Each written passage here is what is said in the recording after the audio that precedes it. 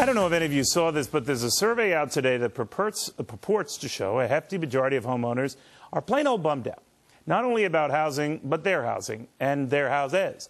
Most of the view that those homes won't budge in value for years to come. Years. To real estate superstar Dani Babb on whether this could destroy her livelihood. Dani is also co-author of the mega bestseller, Finding Foreclosures. So, Dani, you're not buying this study, right? No, I'm not. This study is bogus and statistically invalid. First of all, it was done with around 1,000 participants, which is fine as long as they're representative of the population. But they aren't. Only about 770 actually own a home. The rest are responding on speculation. Okay, so they're essentially saying that they don't see anything changing. Even if you argue that the methodology is specious, it's telling you something about how bummed out they are.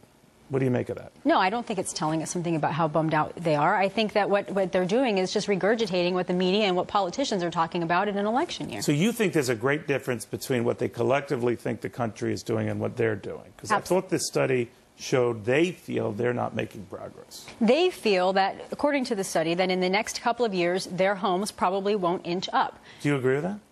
In some areas, yeah, absolutely. What are the areas where you won't have much? South Florida, some areas of Nevada and Arizona. Yeah, absolutely. So the hot markets remain cold and for years to come?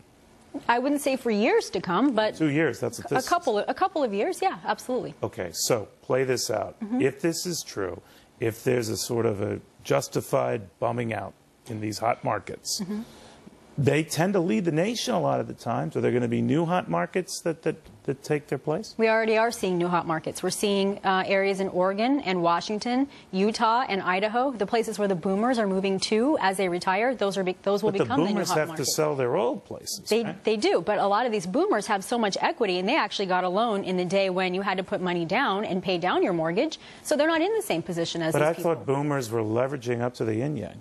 That's not entirely the case, not from the studies that I've seen, no. What have you seen? I've seen that, for the most part, boomers are running between 70 and 80% equity. A majority of them, about 50%, actually own their home. So 70, 80%, I'm sorry, 70, 80% equity, what does that mean? That they owe only about 20% of the value of their home? Of the value of their home, correct. Go ahead, right. The other 50, about 50% of boomers who will retire in the next 10 years own their home outright or will by the time they retire. That's a significant amount of people.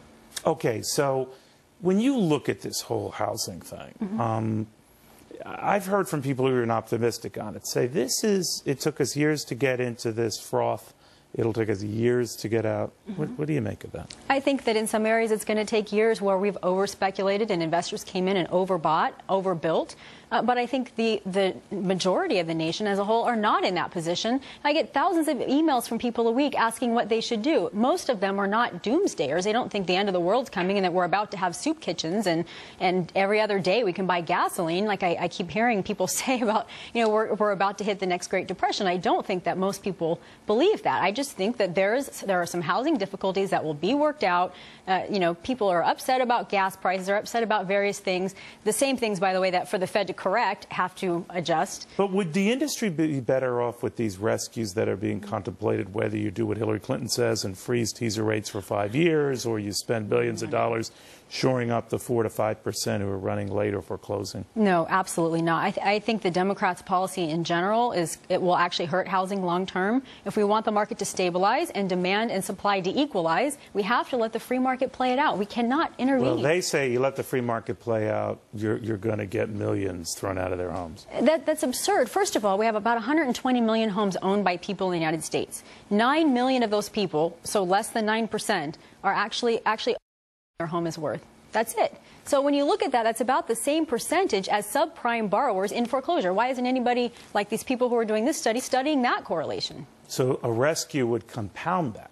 A rescue because could the 90+% who are paying on time are now being forced to pay for the distinct minority who are not. That's right. How is a lender going to compensate for their income if they're not raising the rates or costs to get a refinance on everyone? Okay. Dani, thank you very much. Always good seeing you. You too. Where are you based? You're based in California? I'm based in California. You're everywhere. I try to be everywhere. Dani Babb, thank you very much. Thank you. And I bet you thought we had the newly crowned Miss USA on this show because she's incredibly hot. Well, that would be wrong and condescending and says volumes about how little you think of me. It is because Miss USA is a very good businesswoman. That's why I have her on. And that's why she is next. And enough with your filthy thoughts.